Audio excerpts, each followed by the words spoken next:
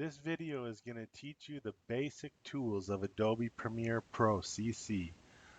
Later versions or newer versions are very similar, and so it'll be easy to follow along.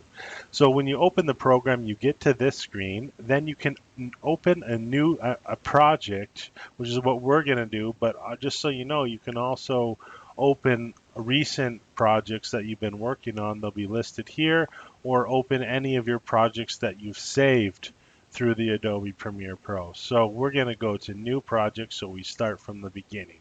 So I double click that, or just single click, I think. And then anyways, then you can name it here, the file, but I just tend to just do it at the end when you're going to render the file, because you have to name it there anyways. So rather than being redundant on that, then the location here, you browse for the location.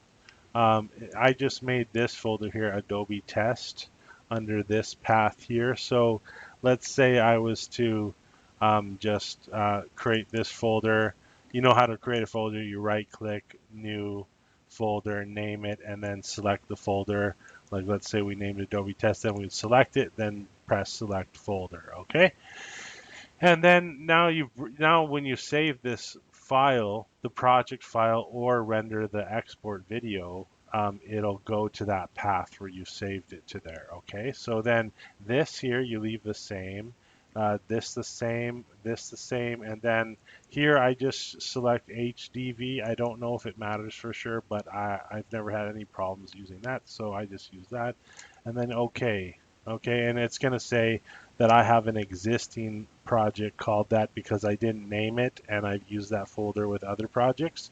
So I'm just going to say yes. But if it's the first time for a video in that folder, you won't even have to do that. Then you get to this screen, which is the actual Adobe Premiere application window, which is you want to import right away. You want to import either a video or audio file, because this is a video and audio editing program. So we're going to go to File, to Import, and then when we go to Import, we're going to browse for the file we want. So in this case for me, I'm going to go to Videos, and let's just pick something here. Here's some viral videos. Yeah, let's just check this cat pounds it here, okay? So now once we've imported a video, what you want to do is you want to get it to this screen here, this scene right here, which is the timetable where you have the video and audio, and I'll show you. You can't just click it and drag it over, which is what you want to do. But once you do this thing, then you can drag them over after. So let me show you. You right click it and then select new sequence from clip. Now once you've done that, it'll either come over here, or if you have an older version, you may have to drag it and drop it over. But see, I just dragged another one over. So additional video and audio footage that we get here, we can drag them over now that we've right clicked and did new sequence from clip for the first one. Now the footage that you put in here, depending on the resolution of it, when you go at the end to render the video, which means you're going to export it, so you go, instead of import, you go to export, then you go to media, and then here is the formats, but what you want is H.264 right here, which is an MP4, you'll see right there, which is the most common, okay? But you can see right here, this video output is by 640 by 360, okay? So that's a really low resolution. So what happens is whatever video we bring into the Adobe Premiere, that will be the resolution for all the video footage, even if you had 1080p high definition or 4K video footage, because the original video that you import into the project, that will be the resolution. But let's say I've imported that one, but I actually wanted to use a higher resolution. What I would do was I would clear these ones. I would clear those, just right click and then clear them. Now we're back to a blank one. So now if I go to File, to Import, and let's say I import one from my Instant Magicians, because I know it's a high resolution, it's 1080p.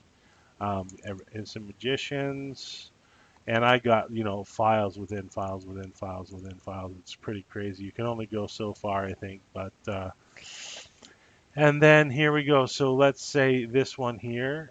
Um, take off FM8. This is the newest one. Okay, so if I select this one, okay, it brings it over here.